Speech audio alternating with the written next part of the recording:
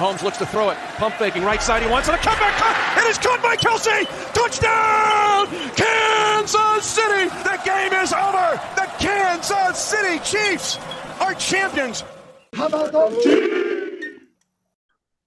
Welcome to a new episode of the Kingdom Corner here with Andrew and Dale. We're previewing the game against the Bears this week. The Bears will be coming into Kansas City, the Chiefs sitting 1-1. The Bears still looking for their first win. But man, lots of turmoil going on in Bears country. Dale there in Chicago. So how are you feeling about this game coming in? Yeah, this may have been the easiest game on the Chiefs schedule here for the whole season. And so to have it week 3, especially for Travis Kelce, kind of still get right, even though he's said, hey, I feel I'm 100%. I don't even think about the knee anymore, but still just to kind of help him get a little more healthy. And I think this is big. I mean, we could just go ahead and talk about Victory Monday, right? Well, maybe.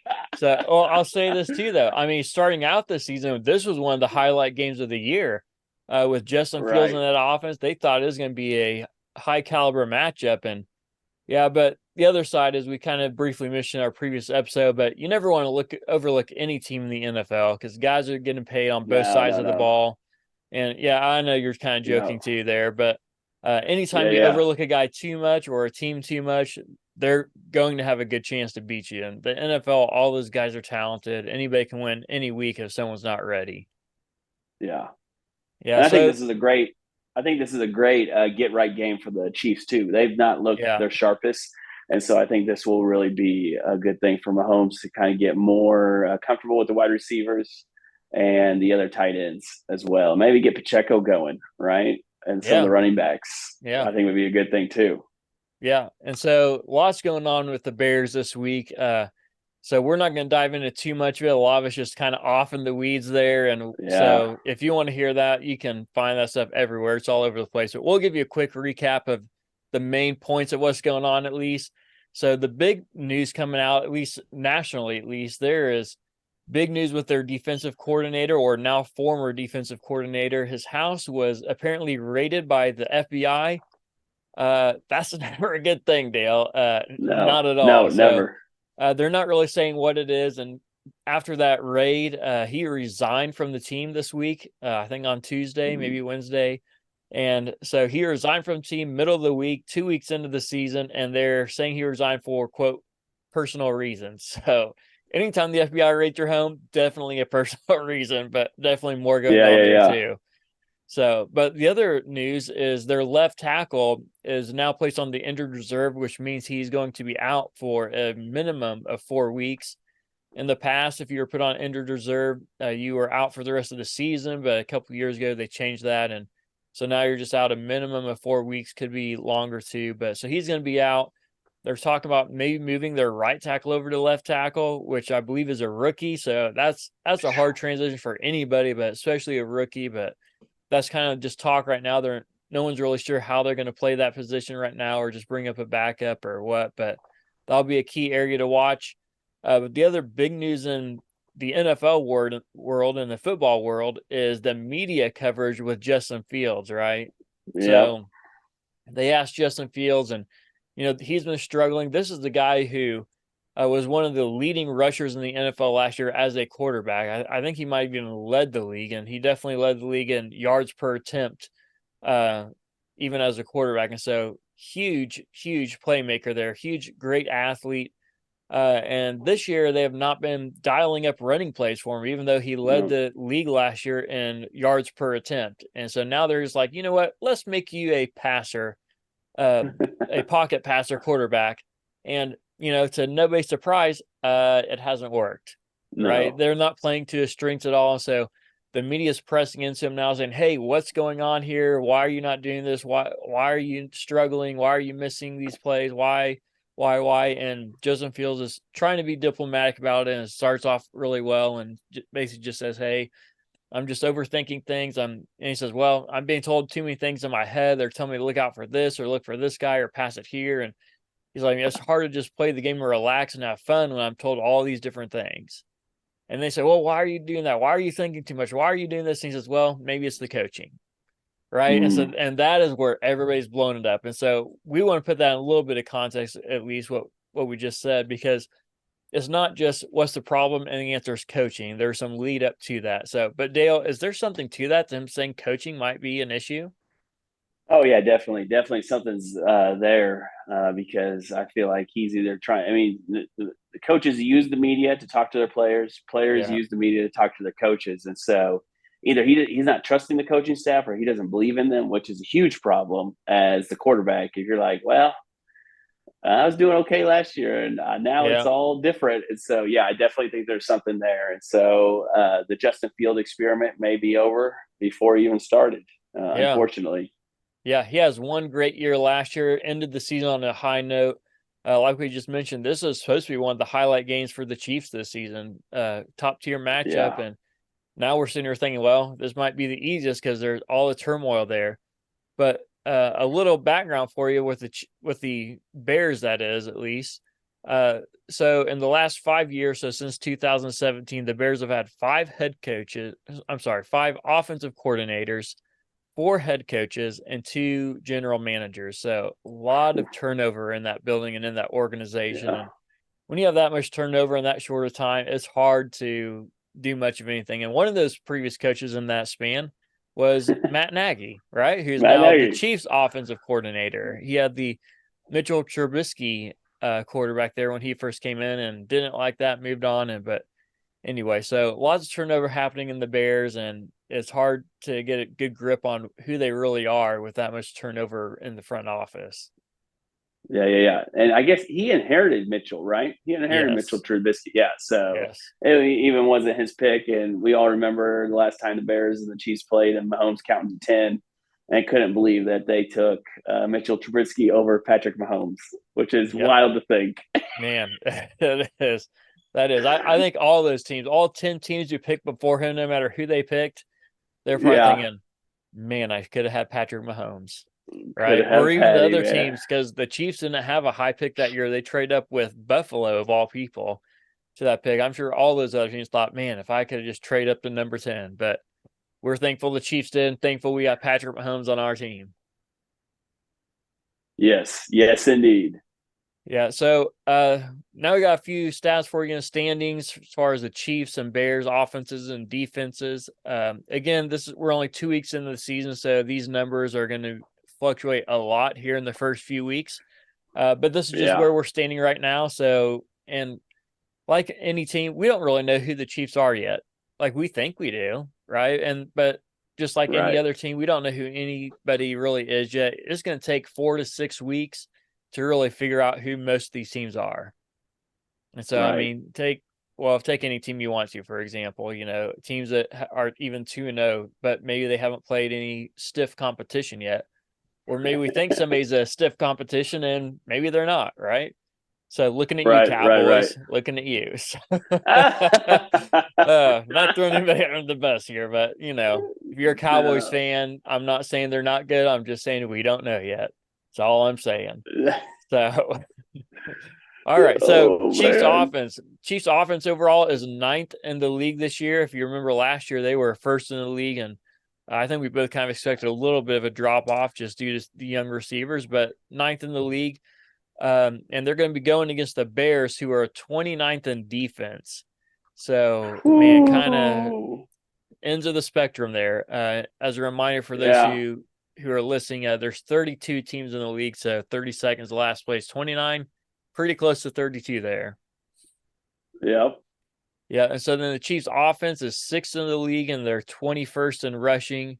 Bears defense is 27th in passing and 16th in rushing, and that is their best stat or best position of offense or defense on anything is the Bears rushing defense at 16th. So everything else is well below that. So that's something to keep in mind. Now, flip side of it, the Bears offense is 27th, so not great again. Chiefs defense overall is 13th. Bears offense passing is 25th, rushing is 22nd. Chiefs defense passing 19th, rushing 12th. So, man, the Chiefs are kind of right in the middle of the pack for most of their stats, passing a little bit higher, but kind of middle of the pack, or at least the lower end of the middle of the pack towards the towards the number 1 seed more than anything, and Bears are towards the last in everything except for rushing defense. They're right in the middle. But they're actually Man. tied in offense for scoring, however. Even though the Bears' offense is so much lower, they are tied for 22nd in scoring. So neither offense has put up a lot of points is basically what that means. Yes. So And I would like to see the Chiefs defense red zone, because they stopped their red zone defense, because they did a great job against Jacksonville and Detroit, if I remember right. And so their red zone defense, where it matters, I think it matters most. I mean, you can go up and down the 20 all you want, but when it gets inside the 20, what are we doing? And so, that's pretty impressive. Yeah, last week Chiefs defense allowed 0 for 3 as far as touchdowns in the red zone. So kept them out of the end zone, including a 1st and goal from the 1-yard line. That is hard for any defense to do. So it's impressive. Hats off to the defense there. Yeah. So here's some other stats that are good and not so good. So turnovers, Chiefs are -2 in the turnovers this year. So need to improve on that. But the Bears are -4. So both teams in the negative there. But here's another big stat is sacks. The Bears only have 1 sack so far this year. And so there's only one team in the NFL who has 0 sacks going into week 3. And I think 2 or 3 teams had 1 sack. So I believe it was the New York Giants who had 0 sacks so far. And so Bears are right behind them with only 1. The Chiefs this year have 5 sacks. So moving on up, and hopefully get to add a few more to those. Yeah. All right. So our matchup against the Bears, how do you feel overall about this matchup? Yeah, I feel pretty good. I mean, I know the Chicago Bears were pretty electric during the preseason. I know I caught a couple of their preseason games, and they looked really good. Looked like they were getting that ball out quick to Justin Fields. Including, but then for whatever reason, if you remember, they played the Chiefs this preseason too. Yeah, and so I think that was our 1 win, right? We beat them. We came back. No, we did not. No, the Bears were undefeated in the preseason, which goes to show you that you can't always trust preseason. No, you cannot. And so, but then, whatever's happened after preseason, like the Green Bay game, they got blown out by 18 points. And then the Tampa Bay game with Baker Mayfield leading the charge, they got beat by 10. I mean, still, these games aren't even like competitive close. And so it's going to be interesting to see. And then to see the line that Vegas has them at. I mean, the Chiefs are a 12.5-point favorite. Yeah, that is huge. Huge. I mean, in the NFL, we've discussed this before, but in the NFL, a typical game is somewhere between 2 to 3.5 points is a typical matchup. And if it's a big matchup, you might get 5.5 points. So anything over, I'm going to say really over 6 or 7 is huge to Vegas. They rarely go very high like that in the NFL, at least. In the NFL, most of those, no matter who it is, for the most part, those are all pretty close. And 12.5, that is huge numbers, huge.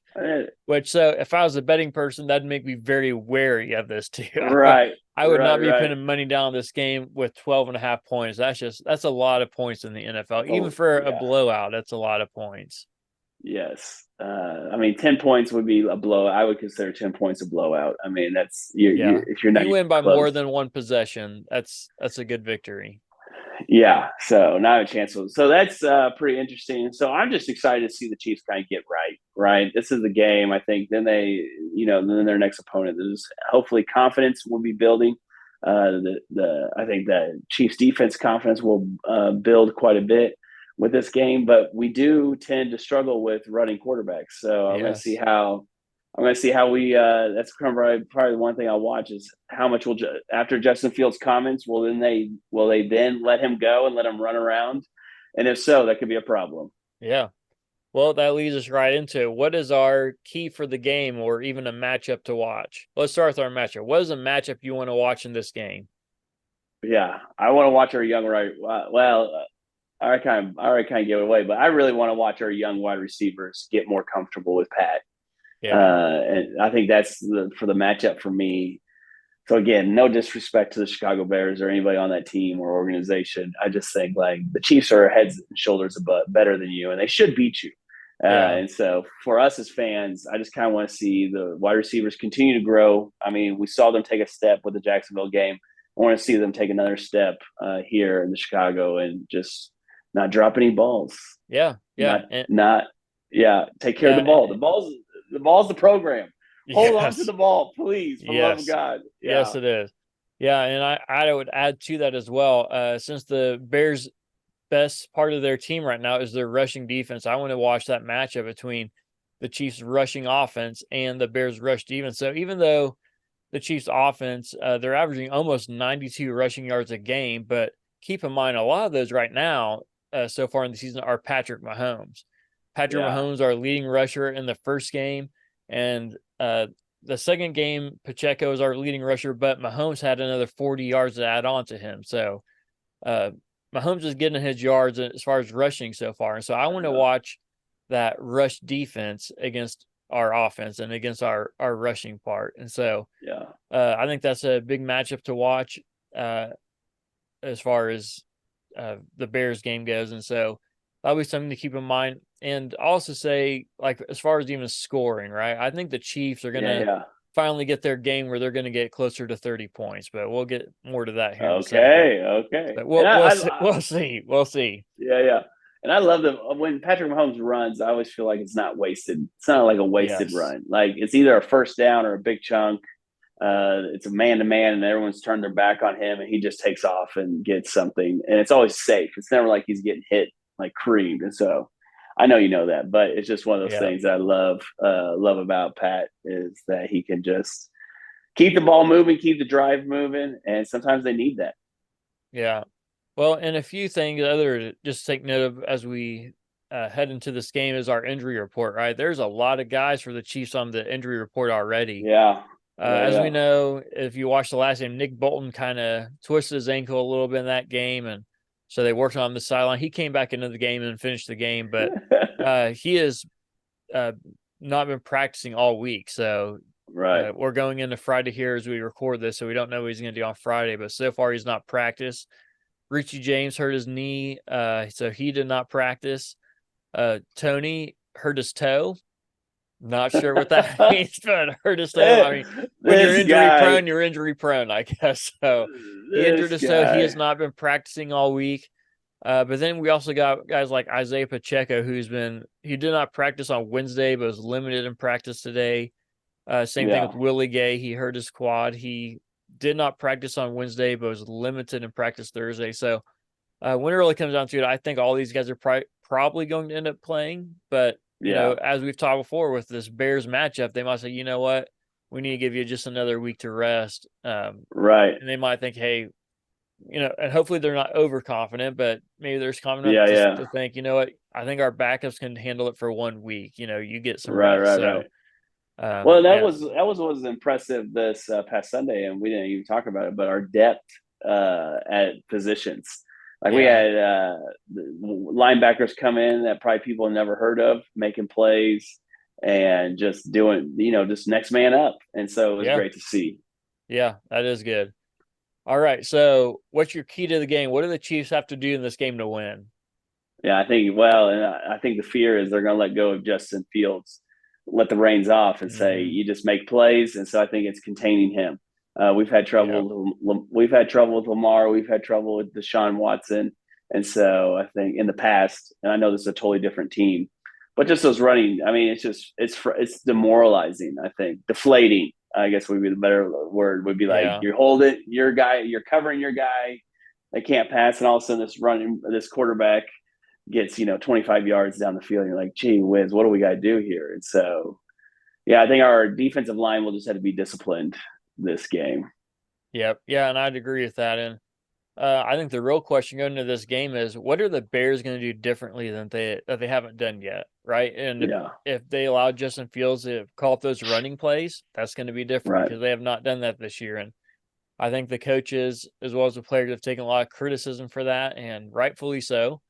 And so they might try to change it up and say, okay, Justin Fields, let's get you some running plays going here. And, and that might change the whole dynamic of the game. And so, yeah, I agree. Got to watch the rushing of the quarterback and Fields there. The other thing I want to watch is these wide receivers, right? Just kind of like the Lions game. First game of the year was we kind of felt like we should have won that game and could have won that game if we could just hold on to the ball a little bit and not, give 6 points easily to the defense. And so don't worry, we're past it. We're moving on. We're not holding grudges. Nothing like no that, grudges. right? But we just want to see those wide receivers, like you pointed out earlier. We want to see them make those next steps and continue to make those plays when they're called upon and their numbers called. And that's the thing about the NFL is there's always players that are key players, but they're not necessarily focused in on every play. And so when your number is called, you have to be ready, though. Right. Now, there's several guys like that over the years, like Chris Conley comes to mind, right? Or even people. Kemp. Kemp, right? Yeah, Kemp. Or just all these guys who weren't necessarily star players, but Brian Pringle, right? Or Byron Pringle, right? So another guy. So guys who, I'm not saying they catch 100% of the balls thrown their way, but more times than not, they make the play when their number is called. And that's just all we're really asking for these guys. We're not asking them to be perfect. We don't expect anybody to be, including Patrick Mahomes. Right. Even though if somebody was going to throw the perfect game, it might be him. But either way, not ask for them to be perfect, just ask for them to make the plays when the time is right, when their number's called. So that is, I think, our keys to the game here. So let's jump into this. Our score predictions here, right? So the Chiefs are favored, as you pointed out, by 12.5 points, which is huge. So, So what is your prediction here? Who's going to win and what's the score going to be? Man. All right. Chiefs are going to win. It's going to be 32-16. All right. I got a similar score, but all right. Maybe I think that I get nervous when I actually pick the spread or pick with the spread when the spread is this wide. So I'm struggling here still to really even say it out loud. Like, I don't know if they're going to cover the 12.5 once you say it's going to be 12.5, but I'm going to say the Chiefs are going to get close to it if not. So I'm going to say the Chiefs are going to be 30, and I think the Bears will be 13. So another big margin there. So, but so far, neither one of us have gotten close to this score yet this year. But that is not even close. I will say this: I'm not saying that we don't know our team well, but if some guys can catch the ball a little better, we might get a little bit closer. Yeah. So I mean, the total points according to Vegas is 48. So you think they're going to score over or under 48 points total? Well, according to my score prediction, be under. Okay. I'd have 43 right here. Yeah. Yeah. So I don't know. We'll be close. It'll we'll be see. Fun. All right. Well, we got a new segment for our listeners and for those watching here this week too. We don't necessarily have a name for it right now, but I'm going to give some stats out, and they're going to be stats of a player from each team, the team that we're playing against, as well as the Chiefs. And I'm not going to say who the player is, but I'm just going to give some stats. And Dale's got to pick based on the stats which player he would rather have, right? And you can play along with us and see who you'd rather pick. And then after Dale reveals his pick, I'll show him how foolish he is and who he should have picked. So. No, not really. So most of these guys, I'm trying to pick guys who are fairly similar in stats, and so it makes it a little bit more difficult. And some guys are going to have advantages in some places versus the other in other places. So, but this is a running back. All right. So a running back from each team. I think each of these teams have 3 or 4 running backs, so it could be any of them. So here's the first one. The first running back, and these are stats based on last year because two games is just too small a sample size for this year so far. Once we get further into the season, we'll use this year's stats, but for now we're going to use last year's stats for the first few weeks here. So first guy had 830 rushing yards and 5 touchdowns last year. He averaged 4.9 yards per attempt. He averaged 48.8 yards per game. He fumbled the ball 4 times, lost it 2 of those times. And receiving as a running back, he had 130 yards but 0 touchdowns. So that's your first guy. Okay. Second guy had 731 rushing yards and 4 touchdowns. He averaged 5.7 yards per carry last year. Ooh. Averaged 56.2 yards per game. Had 0 fumbles and therefore didn't lose any either. And receiving, he had 57 receiving yards with 1 touchdown. So those are your 2 guys here. So between those, just based on the stats, player A, who had 830 yards and 5 touchdowns, or player B, who had 731 rushing yards and 4 touchdowns. Okay, which one do I want? And so my mind, I'm like, I thought I knew who they were. Now I have no idea. I know they're very similar in stats. Because I know it's not Hilaire, so we can cross him off. McKinnon had several receiving touchdowns, so we can cross him off. And so one of these guys is Pacheco. Yes or no? That is correct. One of these guys is Pacheco. You got that, okay. That correct. All right, so I want to say, man, I'm going with this just because I think this is Pacheco. I'm going with the 731, 4 touchdowns, 5.7 yards. I knew he had a high attempt. All right, so that'd be the guy you'd pick for your team. Just because he had no fumbles too. All right. Well, you actually picked Khalil Herbert, the lead running back for the Chicago Bears, who had 0 fumbles. So Pacheco actually fumbled it twice and lost it twice last year on fumble. So no receiving touchdowns. So yeah, similar stats between the 2 of them. So it would be close. You can almost make the argument that, it's a wash between the 2, no matter who you pick, based on receiving and everything else. Yeah. So fun little game. So you picked the Bears guy. So we now disown you as Chiefs fans. So. But I would take the rushing average, higher rushing average. Yes. Right. Yeah. I think I would too. It's almost a yard. It's almost a yard more. And so I'm like, if you're averaging over 5 yards per attempt, that's huge. Yeah, that's huge. And you didn't fumble.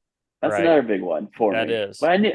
Yeah, I guess I remember Pacheco fumbling a couple of times, man.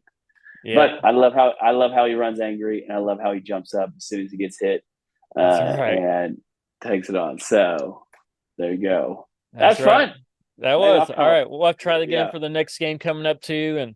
And man, you let us know in the comments. Comment on this episode. Yeah. Let us know which one you would have picked, player A or player B. You know who they are now, but even without knowing their names, who would have you picked, or did you pick as you were listening along to us? So, hey, do us a favor though. Honestly, we want you to enjoy this episode. There's not many good, clean episodes of the Chiefs with some good information on them anymore, and that's unfortunate. But that's one of the reasons why we love doing this too, is we love the Chiefs and we love just having a good, clean content that anybody in your family could listen to. And so please help us out, though. This would really help us a lot if you would just leave us a review for this podcast on whatever platform you're listening on. Subscribe to it, comment on it, share it with your friends. That's how we can get this out to more people and help more people hear this good, clean content about the Chiefs by some great fans too. And so that helps us a lot. So please do that. Subscribe, comment, all those things, and share it with your friends and help us get the word out to all the other people around the world about the Kingdom Korner. So good thing. Good stuff right there. So, hey, this episode is brought to you by Oh Hey Threads, where a portion of every purchase goes to support missions all over the world, one super soft tee at a time. So thanks for joining us in this episode. We'll see you next time right here in the Kingdom Korner.